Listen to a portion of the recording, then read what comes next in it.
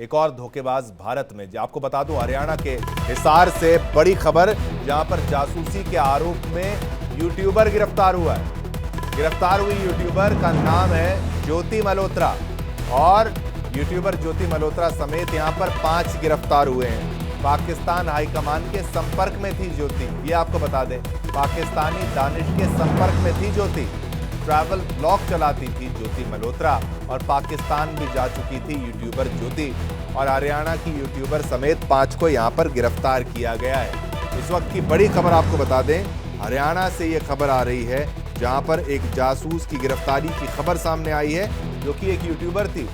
ये मशहूर यूट्यूबर ज्योति मल्होत्रा ये पाकिस्तान जा भी चुकी है, यात्रा कर भी चुकी है, और आपको बता दें इसका इन्वॉल्वमेंट जो है वो सामने आ रहा है। पाकिस्तानी दानिश के संपर्क में होने की बात यहां पर सामने आ रही है। तो आपको बता दें कि ज्योति मल्होत्रा का नाम यहां पर सामने आया है, और खुफिया जानकारी भेजने का आरोप है ज्योति मल्होत्रा के ऊपर। तो क्या खुफिया जानकारी ज्योति के द्वारा शेयर की गई है? अधिक जानकारी के लिए मेरे साथ इस वक्त न्यूज रूम से आशीष सिन्हा लाइव जुड़ चुके हैं। आशीष, क्या है पूरा मामला, किस तरीके के आरोप हैं ज्योति मल्होत्रा पर?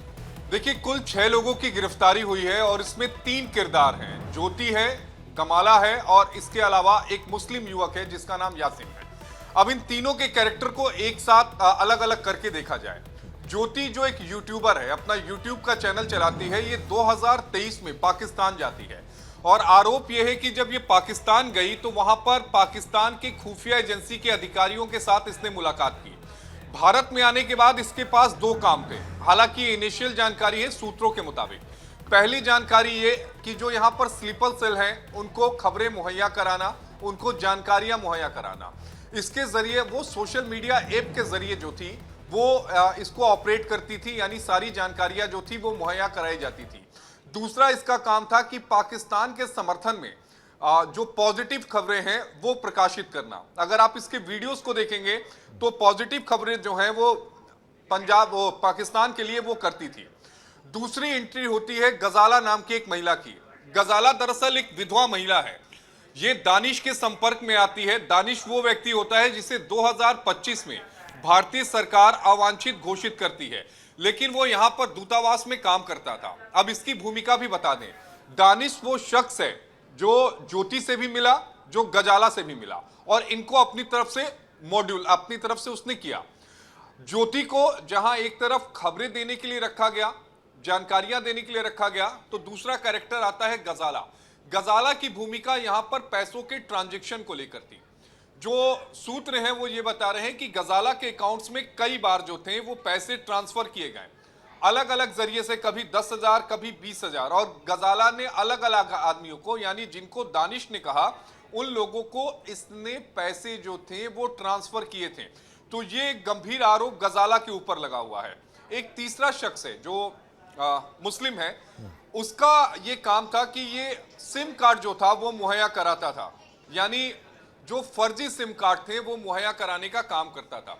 तो टोटल ये 3 कैरेक्टर थे जो दानिश के इर्द गिर्द, यानी वो अधिकारी जिसे भारत ने वांछित घोषित किया, उसके संपर्क में थे, और इनके काम जो थे वो अलग अलग थे। ज्योति का काम जानकारियां मुहैया कराना, गजाला का काम पैसा मुहैया कराना, और ये जो मुस्लिम एक युवक था इसका काम था सिम कार्ड मुहैया कराना, फर्जी सिम कार्ड मुहैया कराना। बहरहाल एक बहुत बड़ा नेटवर्क है, हमें समझना होगा शिवम, और इस नेटवर्क को बस्ट किया गया है। तार बहुत लंबे होंगे, तार बहुत गहरे होंगे, लेकिन एक बड़ी सफलता की ओर इशारा करता है, क्योंकि जाहिर तौर पर जब इनसे पूछताछ होगी तो जो अलग अलग डॉट्स हैं वो डॉट्स मिलते जाएंगे, जो कड़ियां अलग अलग हैं वो कड़ियां जुड़ती जाएंगी, तो एक पूरी तस्वीर जो है स्लीपर सेल किस तरह से काम करते हैं, स्लीपर सेल में कौन कौन है इस समय भारत में, वो सारी तस्वीर साफ हो जाएगी। शिवम, बिल्कुल, इसमें एक बात ये भी आशीष सामने आ रही है कि यही जो दानिश है, इसकी पाकिस्तान में जो यात्रा है उसको भी इसी ने मतलब पूरा जो काम किया था, यात्रा की सारी जो प्लानिंग से लेकर जो पूरी फैसिलिटेट उसको करने की बात है, तो वो भी किया गया था। पाकिस्तान में जाकर इस तरीके से उसका भारत में आना, और क्या पहले आपको लगता है ऐसे लोगों पर कोई शक था कि भाई जो भी भारत से, जेनरिक सवाल मेरा ये आपसे, कि जो भी व्यक्ति भारत से पाकिस्तान जाता है क्या वो सरकार की नज़र में रहता है, क्या उसको ट्रैक किया जाता है, क्या जो कॉल्स करें या फिर ऐसे कोई ईमेल्स किए जाते हैं या फिर कुछ ऐसा कनेक्शन पाकिस्तान से बैठे, क्योंकि तो थोड़ा आसान हो जाता होगा सरकार के लिए भी ट्रैक करना अमूमन ऐसे केसेस में। यहाँ पर 6 नाम सामने आ रहे हैं, लेकिन ज्योति का यहाँ पर हाई प्रोफाइल एस्पिनाज केस में आ रहा है। श्रेणी नहीं, ज्योति का इसलिए हाई प्रोफाइल नाम है क्योंकि ज्योति जो थी वो सोशल मीडिया इन्फ्लुएंसर थी, लेकिन आप अरमान को निगलेक्ट नहीं कर सकते। जिस अरमान को गिरफ्तार किया गया है मुस्लिम युवक है जिसका काम ही ये था कि वो सिम कार्ड मुहैया कराता था। आप गजाला को इग्नोर नहीं कर सकते। गजाला का काम जो था वो पैसा मुहैया कराना था, यानी जिन लोगों को दानिश कहता था कि आपको इन लोगों के अकाउंट में या इन लोगों को जाकर पैसे देने हैं, वो उन लोगों को पैसा देने का काम करती थी। अब सवाल यह है कि जो लोग पाकिस्तान जाते हैं, देखिए दरअसल कई सारे जो हमारी मुस्लिम फैमिलीज हमारे मुल्क में रहती हैं, उनकी शादी जो है वो पाकिस्तान और पाकिस्तान के हिंदुस्तान में हुई है। उनके लिए एक अलग वीजा होता है जिसे हम नूरी वीजा कहते हैं। नूरी वीजा की जो मियाद होती है वो 90 दिनों के लिए होती है, यानी 90 दिनों के लिए वो महिला या पुरुष जो है वो भारत में रह सकता है। बाद में उस वीजा को एक्सटेंड करने की बात आती है। दूसरी अहम बात यह होती है कि अगर कोई पाकिस्तान का नागरिक हमारे यहाँ आता है तो जिस तरह से दूसरे मुल्कों में होता है कि वो किसी भी, मतलब अगर हम यूरोपियन कंट्रीज या यूएस की बात करें तो वो किसी भी राज्य के हिस्से में जा सकता है, लेकिन जब पाकिस्तानी कोई नागरिक आता है तो उसे बताना होता है कि आप कहां जा रहे हैं, और वो उसी दायरे में रहता था। जस्ट सपोज कि आपने दिल्ली का जामिया नगर अगर आपने बोला तो आपको उसी हिस्से में रहना पड़ेगा। अगर आप उस हिस्से को छोड़कर कहीं जाते हैं तो आपको संबंधित अधिकारी को या पुलिस वाले को यह जानकारी देनी पड़ती होगी। अब हम आ जाते हैं पाकिस्तान की तरफ। जब पाकिस्तान में लोग वीजा लेकर जाते हैं तो जाहिर तौर पर जो हमारी जांच एजेंसी है वो निगरानी करती है। निगरानी इस बात की करती है कि वीजा देने का काम तो पाकिस्तान का है, उसमें भारतीय हुकूमत तो कुछ कर नहीं सकती। अगर किसी व्यक्ति को बड़े आसानी से वीजा मिलता है तो जाहिर तौर पर वो क्वेश्चन मार्क के दायरे में आता है, और यही क्वेश्चन मार्क जो था वो ज्योति के साथ हुआ। ज्योति को जो 2023 में पाकिस्तान गई तो उसे बड़ी आसानी से वीजा मिला, और जिस तरीके से उसने वीडियोस बनाए, जिस तरीके से पाकिस्तान के लोगों के साथ उसने फोटोग्राफ की, और उसके बाद से उसकी जांच जो है वो शुरू की गई। जब जांच शुरू होती है उसी समय तुरंत कार्रवाई नहीं होती है। एविडेंस जो होते हैं वो इकट्ठा किए जाते हैं, क्योंकि आपको अदालत में पेश करना होता है और अदालत में बताना होता है कि अगर व्यक्ति की रिमांड चाहिए या फिर इस व्यक्ति के बारे में हमें और ज्यादा डिटेल चाहिए तो उसके लिए आपको अदालत को संतुष्ट करना पड़ता है। तो इसके लिए एविडेंस जुटाए गए और एविडेंस जुटाने के बाद ये कार्रवाई हुई है। लेकिन मैं बार बार ये कह रहा हूं कि ये एक बड़ी कामयाबी इसलिए है क्योंकि डॉट्स और स्लीपर सेल जिनको लेकर प्रधानमंत्री, गृह मंत्री, रक्षा मंत्री, इन सभी ने यह कह दिया है कि किसी भी कीमत पर छोड़े नहीं जाएंगे, तो जाहिर तौर पर अब उन पर नकेल जो है वो कसनी शुरू होगी। एक कड़ी का मिलना जरूरी था, कड़ी मिल गई, अब कहानी हम खुद बना लेंगे, यानी हम उन सारे किरदारों को एक एक करके बेपर्दा करेंगे। हमारी जांच एजेंसियां जाहिर तौर पर बेहद सक्षम है। अब देखना यह भी होगा कि क्या इस मामले की जांच लोकल पुलिस यानी हरियाणा की पुलिस या पंजाब की पुलिस करती है, या आने वाले समय में इसमें एनआईए की एंट्री होती है, क्योंकि देश की सबसे बेहतरीन एजेंसी जिसके पास बेहतरीन इक्विपमेंट है वो एनआईए है, और देश विरोधी अगर मामला हो तो एनआईए की एंट्री होती है। बहरहाल ये बोलना जल्दबाजी होगी, लेकिन जैसे जैसे जांच आगे बढ़ेगी, खुलासे होते रहेंगे, चीजें पता रहती रहेगी, उसके बाद मुझे लगता है कि जांच की जो प्रोग्रेस है वो आगे बढ़ेगा।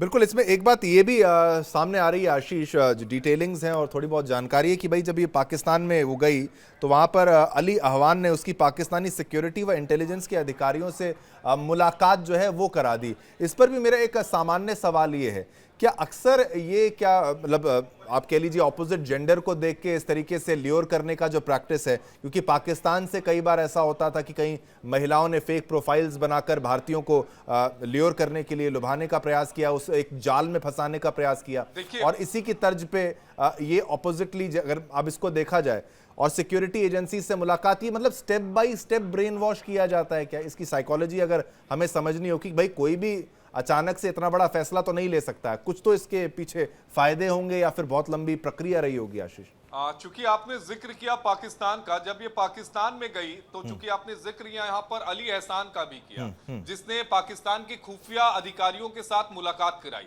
ना सिर्फ मुलाकात कराई बल्कि उनके रहने की व्यवस्था भी की। एक जानकारी ये भी आ रही है कि पाकिस्तान के ही किसी अधिकारी के साथ ये बाली भी वेकेशन मनाने के लिए गई थी, हालांकि इसकी कोई पुष्टि नहीं हो रही है, लेकिन हाँ ये भी जानकारी सामने आ रही है। तो जाहिर तौर पर यहाँ पर ब्रेन वॉश उनका काम है, उनको जानकारियां चाहिए, उनका काम है। लेकिन आप अपने मुल्क के प्रति वफादार ना रहो, ये एक बहुत बड़ा सवाल है और इसका जवाब ज्योति से ही मिलेगा। देखना ये होगा कि ज्योति अपने डिफेंस में क्या कुछ कहती है। बिल्कुल, बहुत बहुत धन्यवाद आशीष, जिस तरीके से आपने पूरी जानकारी हमारे साथ साझा की और पूरे मामले को अच्छे से समझाया भी। तो अब ज्योति को आगे मतलब जो कानूनी प्रक्रिया उसका सामना तो करना ही पड़ेगा, लेकिन बहुत बड़ी कामयाबी भारतीय एजेंसियों के लिहाज से।